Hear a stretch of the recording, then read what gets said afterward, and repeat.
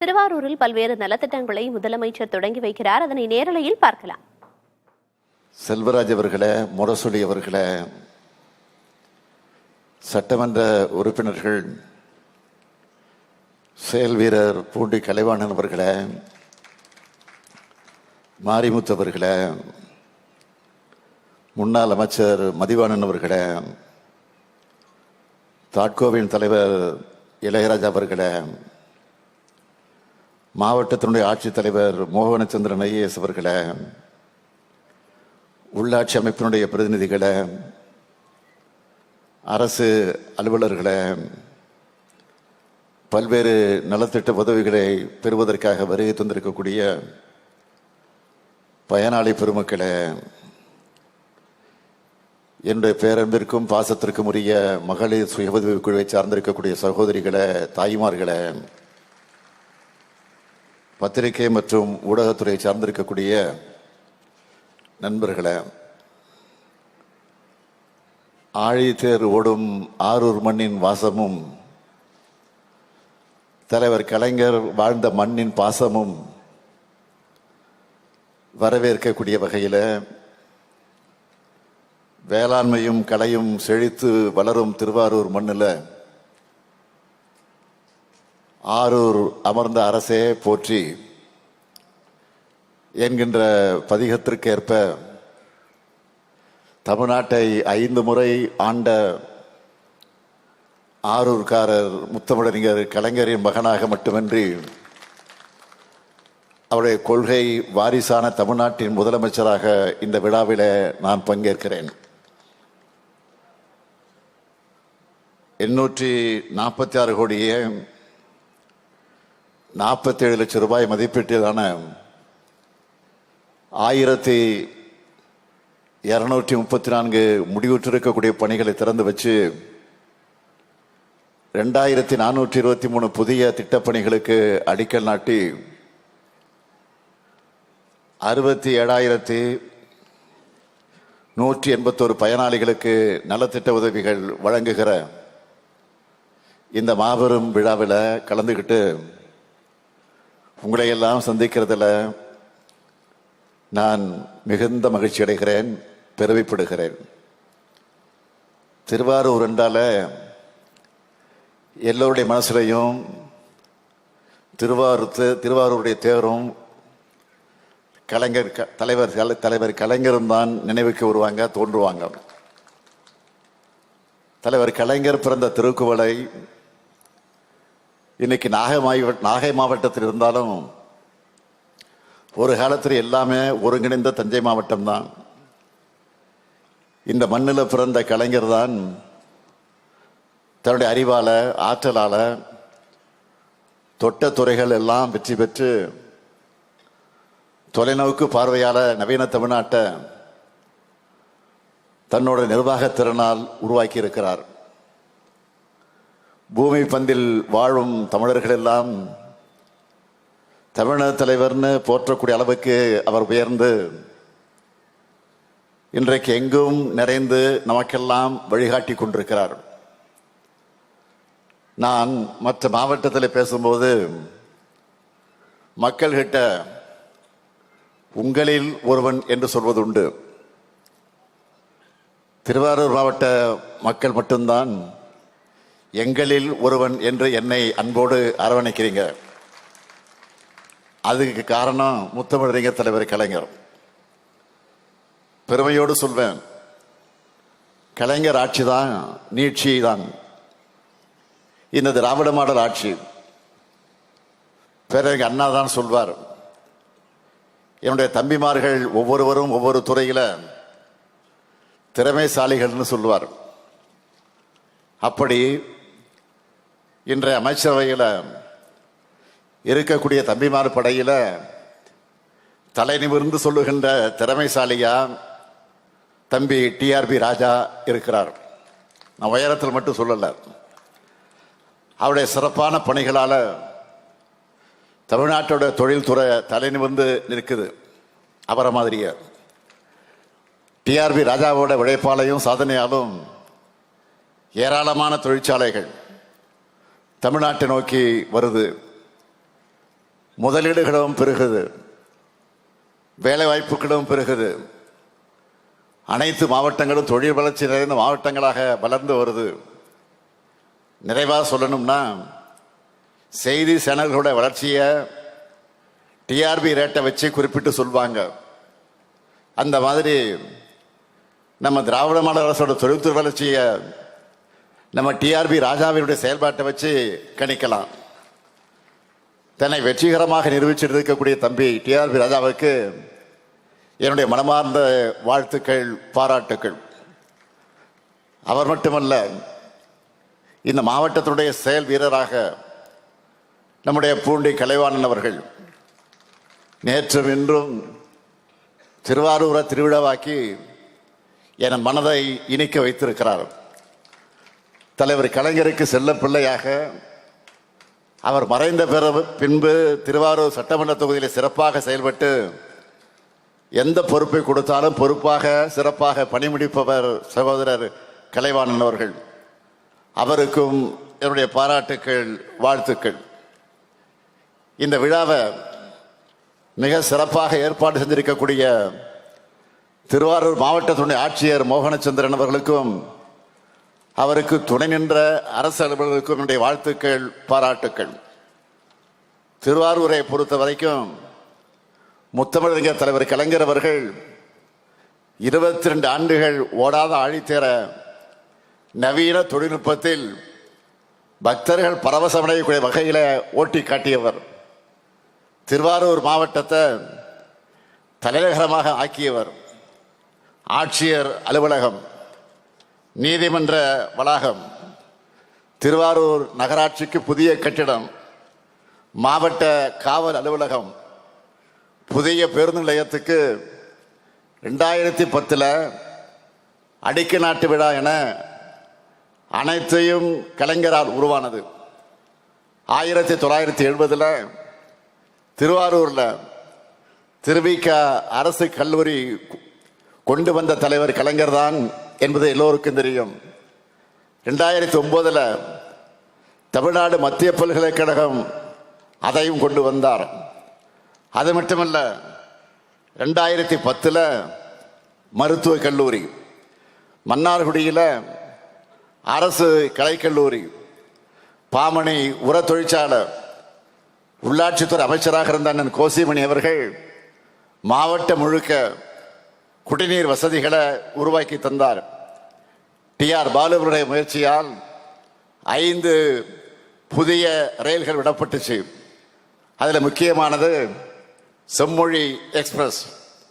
மண்ணையிலிருந்து திருப்பதிக்கு எக்ஸ்பிரஸ் விட்டதும் கழகத்தின் முயற்சியால் தான். மாற்றுக் கட்சி ஆட்சிக்கு வரும்போதெல்லாம் வறண்ட ஆறு போல திருவாரூர் காய்ந்துவிடும். திமுக ஆட்சிக்கு வந்தால் ஆடிப்பெருக்கு போல வளர்ச்சியும் மகிழ்ச்சியும் கரை புரண்டு ஓடும். கடந்த 4 ஆண்டு காலத்தில் திராவிட மாடல் ஆட்சியில் நம்ம திருவாரூர் மாவட்டத்தில் நிறைவேற்றி தரப்பட்டிருக்கக்கூடிய முத்திரை திட்டங்கள் நான் தலைப்புச் செய்திகளாக அவற்றை சொல்ல விரும்புகிறேன், நேரத்தின் அருமையை கருதி. கூத்தாநல்லூர் வட்டத்தில் அரசு கலை மற்றும் அறிவியல் கல்லூரி தொடங்கப்பட்டிருக்கு. நன்னில மட்டம் வண்டாம்பாலை கிராமத்தில் அரசு தொழிற்பயிற்சி நிலையம் தொடங்கப்பட்டிருக்கு. 241 திருக்கோயில்களுக்கு குடமுழுக்கு நடத்தி முடிக்கப்பட்டிருக்கு. கலைஞர் மகளிர் உரிமை திட்டத்தில் இந்த மாவட்டத்தை பொறுத்த வரைக்கும் 2,37,287 குடும்ப தலைவிகளுக்கு மாதம் 1000 ரூபாய் உரிமை தொகை வழங்கப்பட்டு வருது. புதுமை பெண் திட்டத்தில் 12,918 மாணவியர்களுக்கு மாதந்தோறும் 1000 ரூபாய் வழங்கப்பட்டு வருது. சுய உதவி குழுக்களுக்கு வங்கி கடன் உதவி வழங்கும் திட்டத்தில் 52,529 மகளிருக்கு 2,976 கோடி ரூபாய் கடன் உதவி வழங்கப்பட்டிருக்கு. ஆனால் அம்பேத்கர் தொழில் முன்னோடிகள் திட்டம் உட்பட பல்வேறு தொழில் முனைவோருக்கான மானியத்துடன் வங்கி கடன் அந்த உதவி வழங்கும் திட்டங்களின் கீழே இதுவரை 513 தொழில் முனைவோருக்கும் சுமார் 155 கோடி ரூபாய் மானியத்துடன் கூடிய வங்கி கடனுதவி வழங்கப்பட்டிருக்கு. பள்ளி உட்கட்டமைப்பு மேம்பாட்டு திட்டத்தில் சுமார் 175 கோடி ரூபாய் மதிப்பீட்டில் 266 பணிகள் மேற்கொள்ளப்பட்டிருக்கு. நான் முதல்வன் திட்டத்தில் 53,128 மாணவர்கள் திறம்பெயர்ச்சி பெற்றிருக்காங்க. முதலமைச்சரின் காலை உணவு திட்டத்தில் 37,848 மாணவர்கள் சூடாகவும் சுவையாகவும் சத்தான உணவை சாப்பிடுறாங்க. அது மட்டுமல்ல, நன்னிலம், மன்னார்குடி, திருத்துறைப்பூண்டி, கோட்டூர், திருவாரூர், கொரடாச்சேரி ஆகிய 6 ஒன்றியங்களில் உள்ள 665 குடியிருப்புகளுக்கு 880 கோடி ரூபாய் மதிப்பீட்டில் கொள்ளிடமாற்று நீரை ஆதாரமாக கொண்டு தொடங்கப்பட்ட கூட்டு குடிநீர் திட்டம் தொடங்கப்பட்டிருக்கு.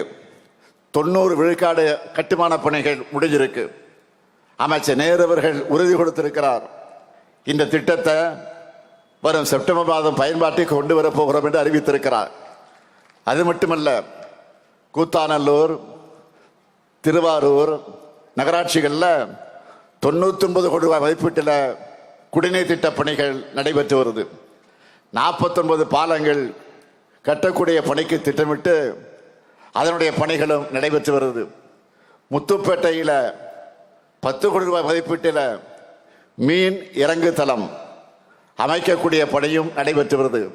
முக்கியமாக மன்னார்குடி, கூத்தாநல்லூர் வட்டங்களில் 150 கோடி ரூபாய் மதிப்பீட்டில் சிப்காட் தொழில் வளாகம் அமைக்கக்கூடிய முயற்சிகளும் தொடங்கப்பட்டிருக்கு. நெடுவாக்கோட்டை பகுதியில் ஜவுளி ஆடை தயாரிக்கக்கூடிய சிப்காட் டெக்ஸ்பார்க் அமைக்கக்கூடிய முயற்சிகள் தொடங்கப்பட்டிருக்கு. கண்டமங்கலத்தில் மணநலம் அறிவுசார் இல்லம் கட்டப்பட்டு வருது. கலைஞரின் கனவு இல்லம் திட்டத்தின் கீழ் 4,720 வீடுகள் கட்ட ஒப்புதல் வழங்கி அதில் 1,249 வீடுகள் கட்டி முடிக்கப்பட்டிருக்கு. இப்படி நாள் முழுக்க நான் சொல்லிக்கிட்டே போகலாம். இங்கே விவசாயிகள் வந்திருக்கிறீங்க. நம்ம எம்ஆர்கே பன்னீர்செல்வம் இங்கே வந்திருக்கிறாரு. திருவாரூர் மாவட்ட விவசாயிகள் பயனடையக்கூடிய பட்டியலை கேட்டேன், பெருசாக கொடுத்தாரு. அதிலிருந்து சில முக்கியமானதை மட்டும் நான் சொல்ல விரும்புகிறேன். இந்த மாவட்டத்தில் மட்டும் கலைஞரின் அனைத்து கிராம ஒருங்கிணைந்த வேளாண் திட்டத்தில் 83,721 விவசாயிகள் பயனடைஞ்சிருக்கிறாங்க. அதில் ஆழ்துளை கிணறுகள், பண்ணை குட்டைகள், வேளாண் இடுபொருட்கள் மற்றும் விவசாய கருவிகள் வழங்கப்பட்டிருக்கு.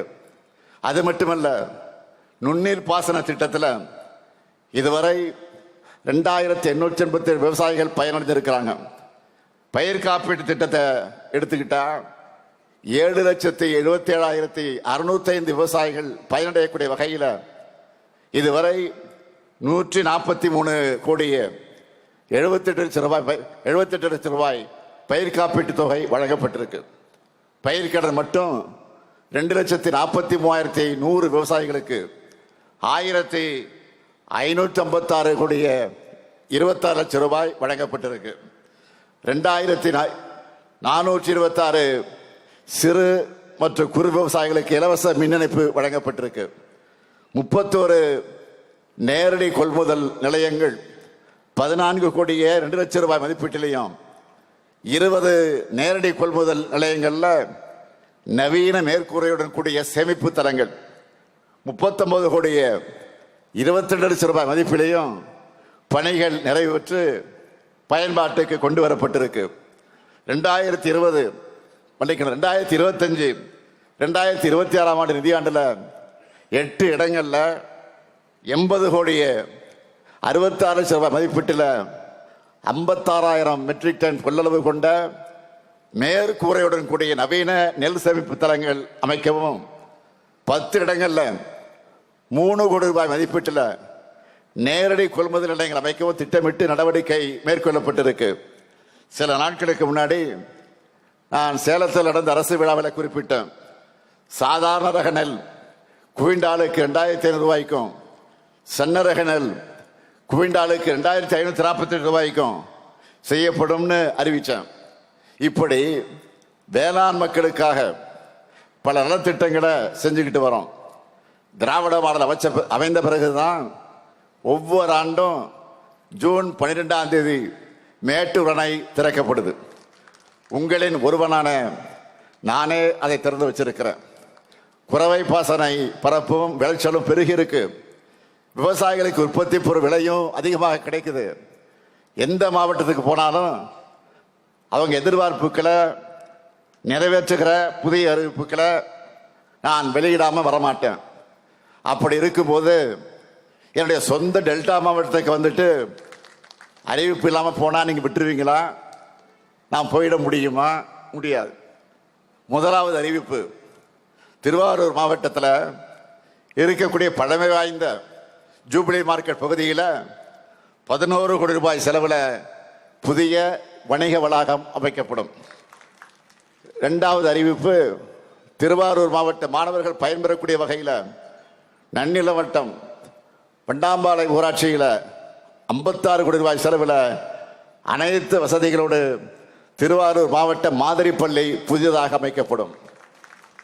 மூணாவது அறிவிப்பு, மன்னார்குடி பகுதியில் இருக்கக்கூடிய மாணவிகள் பயன்பெறக்கூடிய வகையில் மன்னார்குடி நகராட்சியில் 18 கோடி ரூபாய் செலவில் அரசு மகளிர் கலை மற்றும் அறிவியல் கல்லூரி புதிதாக அமைக்கப்படும். நான்காவது அறிவிப்பு, திருவாரூர் மாவட்டத்தில் இருக்கக்கூடிய ஆறுகள், வாய்க்கால்கள், வடிகால்களின் மதகுகள் மற்றும் நீர் ரெகுலேட்டர்கள் ஆகியவை 43 கோடி ரூபாய் செலவில் புனரமைக்கப்படும். ஐந்தாவது அறிவிப்பு, நன்னில வட்டத்தில் இருக்கக்கூடிய பூந்தோட்டம் பகுதி மக்களோட நீண்டகால கோரிக்கையான புறவழிச்சாலை அமைப்பதற்கான விரிவான திட்ட அறிக்கை தயாரிக்கப்படும். ஆறாவது அறிவிப்பு, பாரம்பரிய நெல் ரகங்களை தம் வாழ்நாள் முழுவதும் பேணி பாதுகாத்த நெல் ஜெயராமன் அவருடைய அரும்பணியை போற்றக்கூடிய வகையில் திருத்துறைப்பூண்டியில் அவருக்கு நினைவு சிலை அமைக்கப்படும். இந்த அறிவிப்புகள் எல்லாம் விரைவில் செயல்பாட்டுக்கு வரும். தலைமைச் செயலகத்தில் துறைவாரியா ஆய்வை நான் தொடர்ந்து நடத்திக்கிட்டு இருக்கிறேன். நெஞ்ச நிமிர்த்தி சொல்லுகிறேன், தமிழ்நாட்டு வரலாற்றிலேயே இவ்வளவு திட்டங்களை எந்த அரசும் செஞ்சிருக்காது. எப்படிப்பட்ட நெருக்கடியான சூழ்நிலையில் இந்த திட்டங்களை எல்லாம் நான் எப்படி செயல்படுத்துகிறோம்னு உங்களுக்கு எல்லாம் தெரியும். பல்வேறு நிதி நெருக்கடிக்கு மத்தியில், மத்தியில் நமக்கு இடையூறாக இருக்கக்கூடிய ஒன்றிய அரசையும் சமாளித்து இவ்வளவு சாதனைகளை செஞ்சிருக்கிறோம். தொடர்ந்து செய்யத்தான் போகிறோம். இதெல்லாம் பார்த்து தாங்கிக்க முடியாத எதிர்க்கட்சி தலைவர் பழனிசாமி அவர்கள் இப்ப என்ன செய்கிறார்? தமிழ்நாட்டை மீட்போம், தமிழகத்தை மீட்போம் என்று ஒரு பயணத்தை தொடங்கி இருக்கிறார். ஏன்னா தமிழ்நாடுன்னு சொல்லக்கூடாதுன்னு சொல்லுகிற கூட்டத்துக்கிட்ட இப்ப அதிமுகவை சேர்த்துட்டாரு. அதிமுகவை மீட்க முடியாத இவர் தமிழகத்தை மீட்க போகிறாராம். திருவாளர் பழனிசாமி அவர்களே, உங்ககிட்ட இருந்து தமிழ்நாடு ஏற்கனவே மீட்கப்பட்டு விட்டது. கூவத்தூர்ல ஏலம் எடுத்து கரப்ஷன் கலெக்ஷன் கமிஷன் தமிழ்நாட்டையே பார்க்காத அவலமான ஆட்சியை நடத்தினீங்க. கொஞ்சம் நஞ்சமல்ல, செஞ்ச குற்றங்கள்ல இருந்து காப்பாத்திக்க பாஜக கிட்ட ஒட்டுமொத்தமாக தமிழ்நாட்டையும் தமிழர்களையும் அங்கே கொண்டு போய் அவர்களுடைய உரிமைகளை அடகு வச்சிங்க. நீங்க செஞ்ச கேடுகள் 1 2 அதையெல்லாம் சரி செஞ்சு இன்று இந்தியாவிலேயே தமிழ்நாட்டுடைய வளர்ச்சி தான் நம்பர் 1, 9.69 விழுக்காடு. இதை நான் சொல்லல, இதை ஒன்றிய அரசால சொல்லி இருக்கிறாங்க. ஒன்றிய அரசால அதை மறைக்க முடியல, மறுக்க முடியல. தலை நிமிர்ந்த தமிழ்நாட்டை இன்னைக்கு வளர்த்தெடுத்திருக்கிறோம். வெளிமாநில மக்கள் எல்லாம் தமிழ்நாட்டை பற்றி பெருமையோடு பேசுறாங்க. இதெல்லாம் உங்களுக்கு எங்க தெரிய போகுது? பழனிசாமி அவர்களே, உங்களுக்கு தெரிந்ததெல்லாம் துரோகம் செய்யறது மட்டும்தான். உங்களை கொண்டு வந்தவருக்கு துரோகம் செஞ்சு வெளியில் அனுப்புனீங்க. உங்களை நம்பி கொடுக்கப்பட்ட கட்சிக்கும் அந்த தொண்டர்களுக்கும் துரோகம் செஞ்சு கூட்டணி வச்சிங்க. ஆட்சியில் இருந்தப்போ தமிழ்நாட்டை உரிமைகள் அடகு வச்சு தமிழ்நாட்டு மக்கள் மொத்த பேருக்கும் துரோகம் செஞ்சீங்க. நாங்க கேட்கறது, ஒன்றிய அரசு தமிழ்நாட்டுக்கு நிதி கொடுக்கறது இல்ல. நாம கொடுக்கிற ஜிஎஸ்டி அந்த நிதியை நமக்கு ஒழுங்கா திருப்பி தர்றதில்ல. சிறப்பு திட்டங்கள் எதுவும் கிடையாது. ஏன் ஒன்றிய அரசோட திட்டங்களுக்கு நாம தான் நிதி கொடுத்துட்டு இருக்கோம். நம்ம பசங்க படிக்க தேவையான பள்ளி கல்வி நிதியை எல்லா மாநிலங்களுக்கும் தரக்கூடிய நிதியை நமக்கு மட்டும் கொடுக்கல. தமிழ் வளர்ச்சிக்கு நிதி இல்லை. தமிழுடைய பெருமையை வெளிவரக்கூடாதுன்னு கீழடி ஆய்வறிக்கையை வெளியிட மறுக்கிறாங்க. கீழடினா அவருக்கு என்ன தெரியும்னா, கீழே படுத்துட்டு போறாரு பாருங்க, அதுதான் அவருக்கு தெரியும். கீழே அந்த ஆய்வறிக்கையை வெளியிடாம மறுக்கிறாங்க. அது மட்டுமா, தொகுதி மறுவர அந்த பிரச்சனை, இப்ப வாக்காளர் பட்டியல குளறுபடியாகி இருக்கக்கூடிய பிரச்சனை, இப்படி தமிழ்நாட்டோட எல்லா உரிமைகளையும் பறிச்சவங்க கூட கூட்டணி வச்சுக்கிட்டு எப்படி உங்களால கூச்சமே இல்லாம பயணம் பண்ண முடியுது? அது மட்டுமல்ல, வாய்க்கு வந்ததெல்லாம் பேசுகிறார் எதிர்கட்சி தலைவர் பழனிசாமி. சமீபத்தில் பேசி இருக்கிறார். என்ன, இந்து சமய அறநிலையத்துறை சார்பில் பள்ளி கல்லூரி கட்டக்கூடாதான். இதுக்கு முன்னாடி பாஜகவுக்கு வெறும் டப்பிங் வாய்ஸ் தான் கொடுத்துக்கிட்டு இருந்தார், பேசிக்கிட்டு இருந்தார். இப்ப பாஜக ஒரிஜினல் வாய்ஸாக பேச ஆரம்பிச்சிட்டார். அறநிலையத்துறை சட்டத்திலேயே கல்லூரி தொடங்க சட்டம் இருக்கு. இது கூட தெரியாம நீங்க எப்படித்தான் முதலமைச்சராக இருந்தீர்களோ எனக்கு புரியல. மறைந்த பெரிய பக்தவத்சலம் காலம் தொடங்கி ஏன் மக்கள் தலைவர் எம்ஜிஆர் அவர்களே முதலமைச்சராக இருந்தபோது பழனி ஆண்டவர் தொழில்நுட்ப கல்லூரியை திறந்திருக்கிறார். அந்த கல்லூரிக்கு கூடுதல் கட்டடத்தை போன முறை நீங்கள் திறந்து வச்சீங்க. அப்ப ஏதாவது மயக்கத்தில் போய் திறந்து வச்சுட்டு வந்தீங்களா? இப்போ நாங்க கல்லூரி தொடங்கினா தப்பா? பாஜக தலைவர்களே இந்த மாதிரி கல்லூரி தொடங்கக்கூடாதுன்னு பேசுறது இல்லை. ஆனா பழனிசாமி மட்டும் பேசுறாரு. இதை பார்த்தா ஒண்ணுதான் எனக்கு நினைவுக்கு வருது. ஒரு திரைப்படத்தில், வடிவேலு படத்துல தான் ஒரு காமெடி ஒன்று வரும்.